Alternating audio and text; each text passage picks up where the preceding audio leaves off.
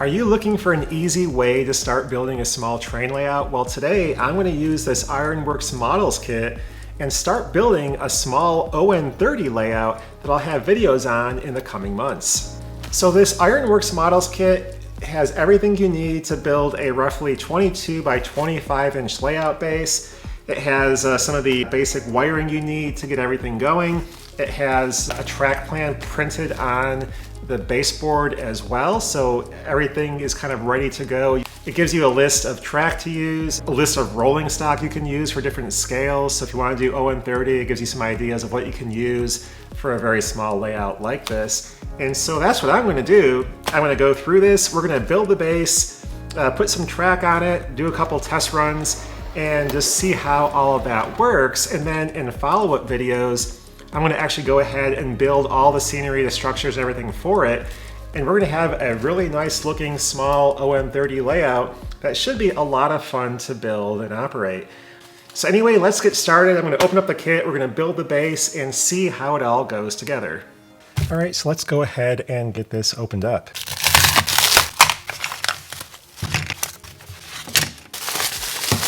This will all be a big puzzle. Have our base pieces, a plug for our wiring, there's a list of all the pieces, track diagrams on here, and our directions here. So we'll obviously need some wood glue, you're gonna need some sandpaper, wax paper probably for gluing so you don't glue your work to your bench. Oh, we also get a list of rolling stock that'll work for different scales. You can build this in N, HO, or On30. I'll be doing On30 for mine, which is still going to be HO track. As I expected, they designed it the way they did, with it being kind of a puzzle top for the layout, is that it makes the whole package very small for shipping, a lot smaller than it would be if it was done in one piece. Plus, obviously, it all fits on a laser cutter easier as well. All right, so let's go ahead and work on the tabletop section in terms of dry fitting everything. Okay, let's figure out this first layer of puzzle.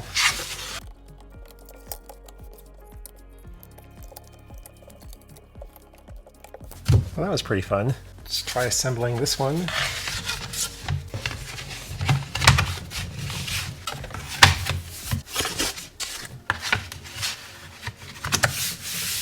Okay. Now let's go ahead and get some wax paper and glue and get this thing assembled. We have to assemble this upside down since this is the top and we want to glue things to the other side of it. So first there's these alignment pin holes and marks from 1 to 4, so I'll just transfer these to the back side. I'll just write a 3. This is a 4, this one's a 2, and a 1.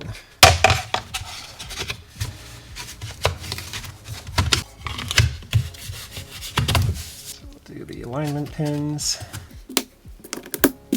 Yeah, so we have to make sure the word up is facing down since this goes to the top, which is upside down.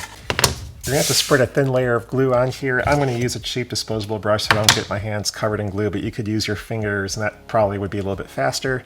I'll need some other wax paper on top of the other layer before I weigh everything down because glue is going to ooze out. So with that, let's progress to the gluing. And do make sure you have this clear because if you have any little bits of wood or debris laying on here, you're not going to get everything to glue together nice and evenly, so make sure everything is clean before you do the gluing. It's actually going to pour out a bunch more.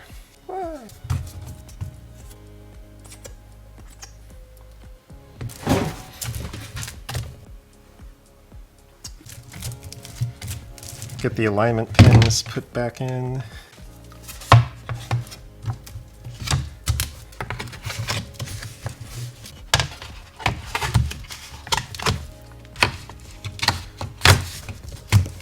It recommends cleaning out all these holes a little bit after you weigh things down. I'm just going to try to get some of the glue out of there right now. A lot more is going to ooze out into these spots later. Let's use this to scrape out.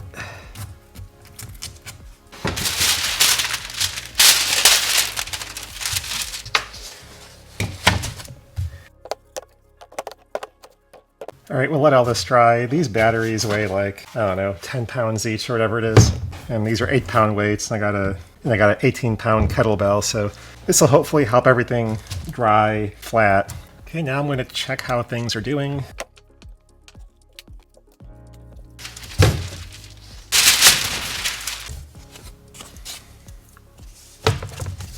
I have a wet paper towel. I'm just going to wipe some of these joints a little bit.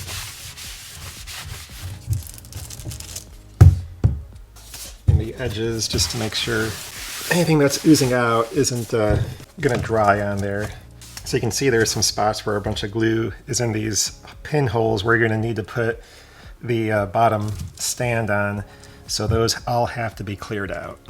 If you wait until the glue dries, this is going to be just a lot harder to do.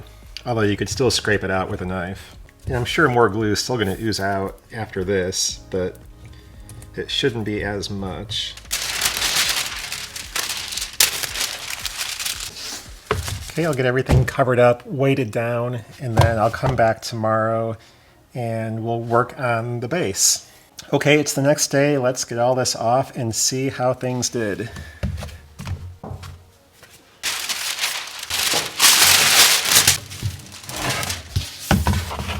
Things look pretty good, pretty solid. This all looks pretty good.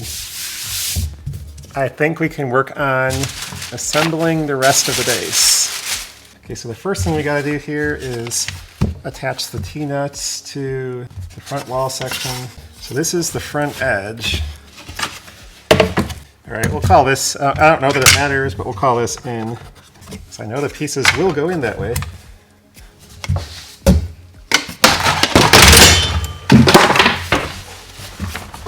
Oh, that's a problem. All right, now that I stopped breaking my lights, I'm gonna push these T-nuts in.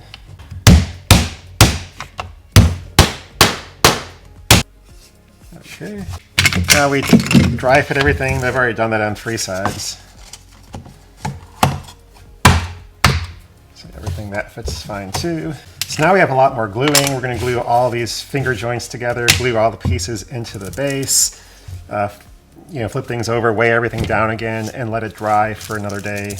And we should be in business here. So I'm going to get a wet paper towel so I can wipe off the excess glue and get gluing.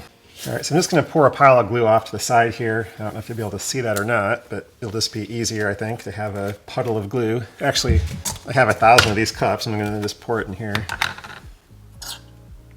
Whoa, that's more than I need. I'm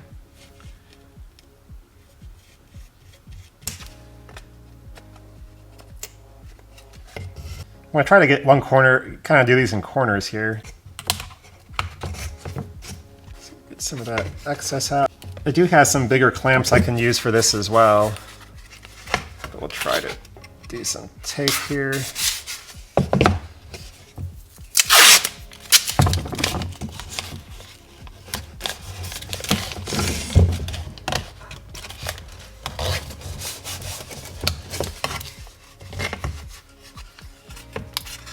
I think I'm going to try to get all the base assembled and then get it pushed into the top section.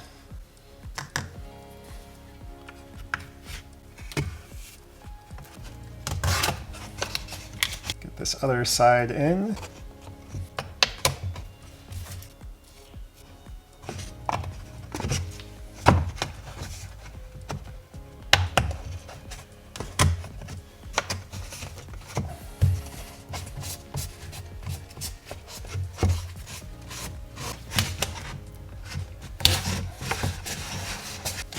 All right, so now we have this box glued together. This opening goes on this side here. So now we just got to get glue in all of these holes here. Just using the glue bottle probably would have been easier than the brush, but I'll have to get all this extra glue wiped up afterwards. All right, so I got plenty of glue in there, and I can go ahead and, it's not going to really do a whole lot, but I'll add a little more along these edges. Note there are these little channels cut out that you can use for running wires if you need to as well. So won't put any glue there. Let's see if we can get everything in their holes. All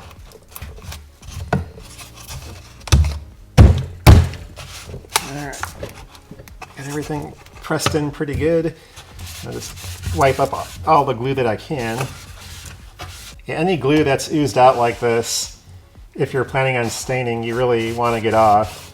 You can sand it off, but that's a lot harder to do. When I build my normal layouts that have, pine or whatever on the frame, it's not a big deal because I can sand those a lot because it's solid wood. But this is plywood, and these veneer layers are pretty thin.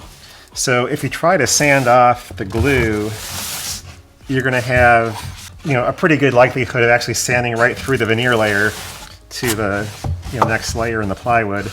And that's going to cause problems too, just because obviously each layer isn't going to be the same, and you know, it's just going to be visible when you stain it. So just be careful if you do plan to stain it. Just, you know, be a lot more careful with your glue. Make sure you're not oozing out as much. So I can just flip this over now, but I'm just going to go ahead and put more weights up here. I might as well put the heavier weight in the middle. And then with all the weight on here, obviously there's a little bit more glue oozing out, and so I'll just try to wipe that up underneath here. All right, it's been sitting here actually a couple hours now. I'll just see if I can get all the tape off without it sticking too much to the glue.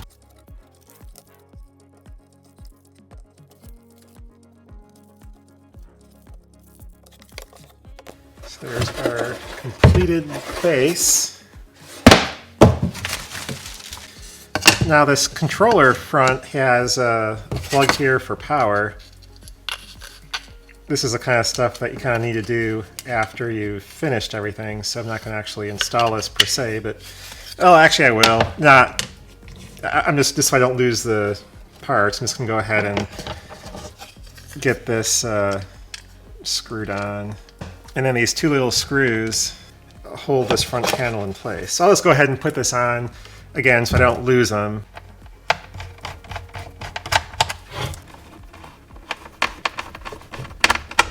You have plenty of room here to install any kind of controls you want for your, you could put a DCC system in here, I mean, whatever you want to do. Plenty of spots for controlling lights or whatever else. So tons of room in there. But with this plug here, they give you this, you can plug it in. You can hook this up to something like one of those battery-powered Roku hand controllers, and that would work great too. They have the track plan on here. And they actually give you these, I wasn't sure what these were at first, and I was like, oh, these are for your track. And so if you're bending flex track, which is what you'll have to do, this gives you a guide so you can match this track plan with your flex track. I do have two of these Pico set track turnouts, and I'll be using these with this layout, and the rest will, of course, just be flex track, which I don't know if I have enough of yet or not. Okay, fortunately, I do have some extra. This is all code 100. Yes, I got plenty of flex track, luckily. That's handy. Oh, and I found some piano wire I didn't know I had. This would actually be great for the catenary on my N scale project. I'll have to put this aside. So I'm going to wait until everything is good and dry, so I'll come back tomorrow and do this track, see how this is going to work flex track wise. Yeah, so you can use basically a piece of flex track for each curve on each side. But yeah, one full piece on each side, so that's really good. No joints in the middle of the curves. And then short pieces here for these tracks. What I plan to do is make this a really tall layout. At least 2 feet of vertical on this, maybe 3 feet. Including trees. This is going to be On30, so the trees are going to be big, and so I'm going to have a good mountain on here and some tall pine trees on it. That's the goal. So I want this to be pretty dramatic vertically, but I also do want to have, you know, some type of small creek with a bridge, and so I plan to put a couple layers of foam on here before the track level, and then I can cut out a creek area on one side, and then the rest will be built up vertically quite a bit. However, it's going to be a lot easier to assemble the track on this wood because I can pin everything in place. Everything will have to be soldered together because of the sharp curves. You can't have sharp curves going like this and not have a joint soldered because you're just not going to keep the rails together. They do give you a template, so if you want to do the track on top of the foam, you can do that, but you know, I'm worried this is going to be hard to get the solder joints good if I do the foam first before the track. So I'm going to put the track down, I can pin the track into the wood, keep everything in place, do all the solder joints, put a couple temporary pieces of rail, solder those to the tracks. So everything is just staying in place in terms of the curve radii and everything like that. take the track off, put the foam down, do the carving I want to do on that base layer. I'll glue the track down and then just build up the foam scenery from there. But anyway, I'm going to go ahead and just add one more weight on here in the middle and let everything dry overnight, come back tomorrow, and we'll do the soldering of the track. Okay, to install the track, I took some thumbtacks and tacked down the two turnouts in their positions they were supposed to go. I bent a piece of flex track to match the shape of the curve on the right-hand side, and then I cut the rail on one end of the flex track, installed a couple of rail joiners, and got that piece of track attached to that first turnout. Then I soldered the rail joint on each side. Took the track bending guides, put that into the piece of flex track so I could get the correct curve radius throughout the curve, and then cut the track to length on the other side. Again, installed the rail joiners, got that piece of track attached to that side, and then soldered those two rail joints. Then I simply repeated the process with the other curve, cutting the track to size, soldering the joints, and I had the outer loop of track attached. It turned out I didn't actually need a third piece of flex track, but the remaining piece of flex track that I used for each of the two curves was enough for the remaining two track sections. So again, I just soldered those two pieces of track in place and the track was done. So again, I wanted to remove this track and then install it later on top of some layers of foam. And so to make sure everything was at the proper radius, I just ripped off two pieces of rail off a scrap piece of flex track, and then I put one on each side of the track loop and soldered that to the tops of the rails. So I soldered them to the rails of the actual loop as well as the little spurs off each side. Then I just pulled off the thumbtacks, and you can see nothing really shifted. I was able to lift the entire loop of track off, and everything was still at the proper radius it needed to be. This was a good time to install the feeder wires, so I flipped the track over, cut off a few sections of wire, and soldered the wires to the underside of the track loop. I installed a blue wire for the outer rail, and then I installed a white wire to each side of one of the turnouts. This way, if the power connection across the frog of one of the turnouts failed, there would still be a continuous flow of power around the entire loop of track. So next I took the wooden base of the layout and laid that on a couple pieces of foam that I had laying around and cut out rough shapes to match that base of the layout. I spread a whole bunch of glue on one layer of foam, and then I cut some score marks into another layer to help the glue have something better to bite into. I pressed those two layers together, spread another layer of glue on top of the next section of foam, and then pressed in the wooden base. To help hold everything together securely while it was drying, I put in several screws up through the base into the foam, and then I actually put a couple screws from the foam down into the base as well. This way I could keep working on the layout while the glue dried. I didn't have to wait for the glue to dry before working on cutting all the foam. So I took my hot wire cutter and just cut the foam to match the width of the layout. And you could do this by hand with a knife too, but since I had a hot wire cutter, it made for a generally neater cut around the perimeter of the layout. Then I put the loop of track back on top of the foam and kind of decided where I wanted to have a small ravine on one side of the loop of track. So made some marks with my knife and then just carved out that section of foam to make that ravine. Then I just drilled a couple holes all the way through the foam in the base for the wires, spread some glue around the loop of track, smeared that out with my finger, and then just pressed the track in place and then put some weights on it to help hold it in place while the glue dried.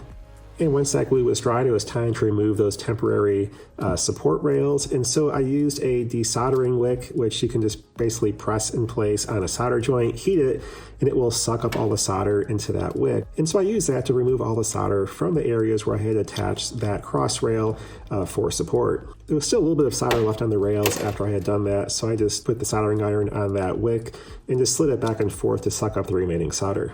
Then I flipped the layout over and attached the track power wires to the connector on the front faceplate of the layout base, sliding on a couple pieces of heat shrink tubing, twisted the wires together, soldered them, slid the heat shrink tubing in place, and then shrunk that with a lighter to have a nice solid connection.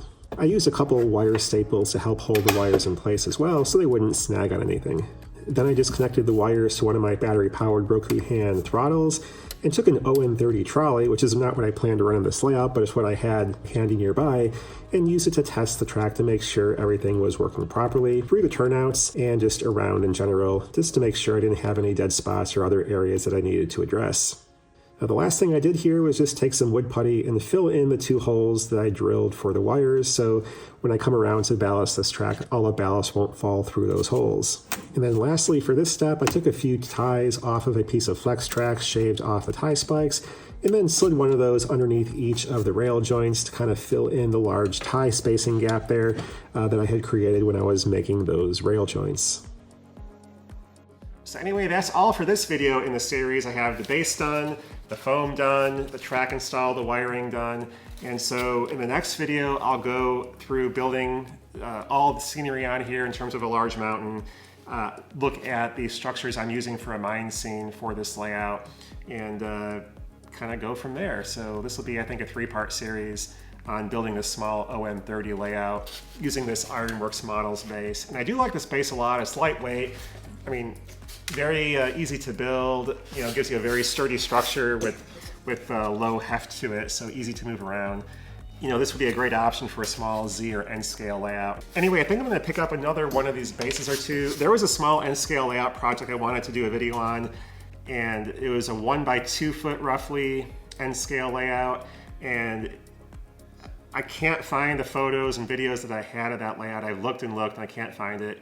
So I've never had a video on it. So the only thing I can do is to rebuild it. And so I think it'd be a nice option for that project. So I'll probably play around with that at some point. But anyway, I'll have a link to the Ironworks models page down in the description and on the screen somewhere. So if you are looking for a nice, easy to build, lightweight layout base for a small project like this, you know, check them out. It might be a great option and a great starting point for you to consider. But anyway, that's all for this video, and I'll have the second part in this series coming up here in a few weeks as I go through building all the scenery for this project. But that's all for now, and thanks for watching. Bye.